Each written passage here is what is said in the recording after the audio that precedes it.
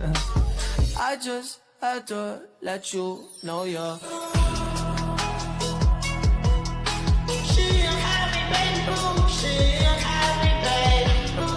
hasil mind map yang kami program tujuan dan adalah segala sesuatu yang harus dipenuhi agar manusia dapat bertahan hidup. 1. Kebutuhan manusia berdasarkan tingkat kepentingannya. Kebutuhan primer, sekunder, dan tersier. 2. Kebutuhan manusia berdasarkan waktu pemenuhannya. Kebutuhan sekarang dan kebutuhan yang akan datang. 3. Kebutuhan manusia berdasarkan sifatnya. Kebutuhan jasmani, kebutuhan rohani. 4. Kebutuhan manusia berdasarkan subjeknya.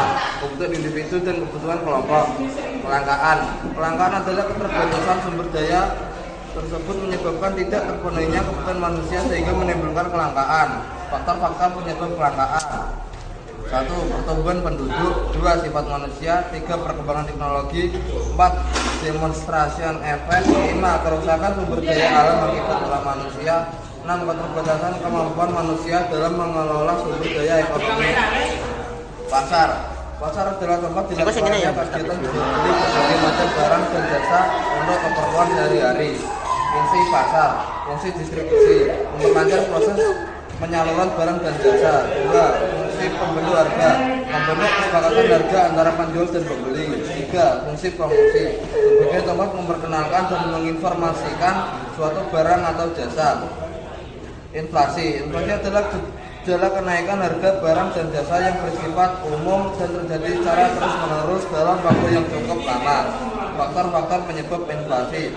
Tingginya permintaan, meningkatnya biaya produksi, bertambahnya jumlah yang beredar, pelaku masyarakat, struktur ekonomi yang kaku, kacauan ekonomi dan politik, keputusan perusahaan, utang nasional, faktor luar negeri. Lembaga keuangan. Lembaga keuangan adalah suatu lembaga yang bergerak di bidang keuangan untuk memberikan layanan jasa keuangan bagi masyarakat yang membutuhkannya dalam rangka memenuhi kebutuhan hidupnya. A. Lembaga keuangan bank.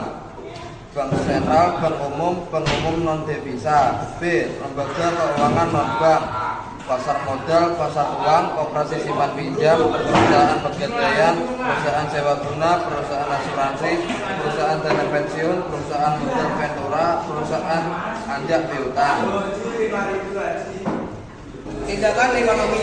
Tindakan ekonomi adalah segala tindakan yang dilakukan manusia untuk memenuhi kebutuhan hidupnya. Motif ekonomi, suatu dorongan atau alasan yang mendasari manusia melakukan tindakan ekonomi. A. Motif memenuhi kebutuhan dan kesejahteraan ekonomi. B. Motif memenuhi misi sosial untuk membantu sesama dengan cara gotong royong. C. Motif mendapatkan penghargaan dari pihak lain. D. Motif memperoleh kekuasaan perekonomian. E. Motif pertukaran barang. F. Motif mengatur kegiatan ekonomi. G. Motif meningkatkan kinerja pasar. Prinsip ekonomi.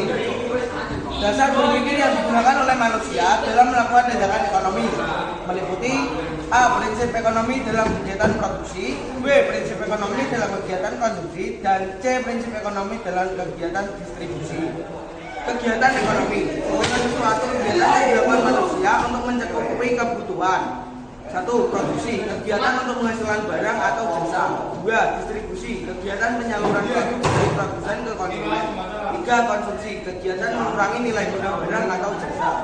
Pelaku ekonomi. Pelaku ekonomi merupakan sesuatu yang melakukan kegiatan atau terlibat ekonomi. 1. Rumah tangga keluarga atau RTK. 2. Rumah tangga produsen atau RTP. 3. Rumah tangga negara atau pemerintah. Hukum permintaan berbunyi, jika harga suatu barang atau jasa naik, jumlah permintaan atas barang dan jasa tersebut akan menurun. Hukum penawaran berbunyi, jika harga suatu barang atau jasa naik, jumlah penawaran atas barang atau jasa akan meningkat. Hukum keseimbangan berbunyi, bahwa permintaan dan penawaran sama-sama memainkan peran dalam penentuan harga suatu komoditas. Selanjutnya, uang. Uang merupakan suatu benda yang berfungsi mengukur nilai, menukar, dan melakukan transaksi jual beli. A. Fungsi asli uang. 1. Sebagai alat tukar, yaitu mempermudah kegiatan penukaran. 2. Sebagai satuan hukum, penunjuk nilai berbagai macam barang dan jasa. 3. Sebagai alat penyimpan nilai, sebagai pengalihan daya, beli atau jual. B. Fungsi turunan uang. 1. Sebagai alat pembayaran, mempermudah manusia dalam proses jual beli. 2. Sebagai alat pembayaran hutang, satuan pengukur hutang. D.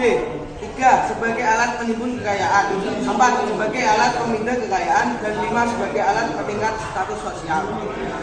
Sekian dari kelompok kami. Terima kasih. Wassalamualaikum warahmatullahi wabarakatuh. Waalaikumsalam.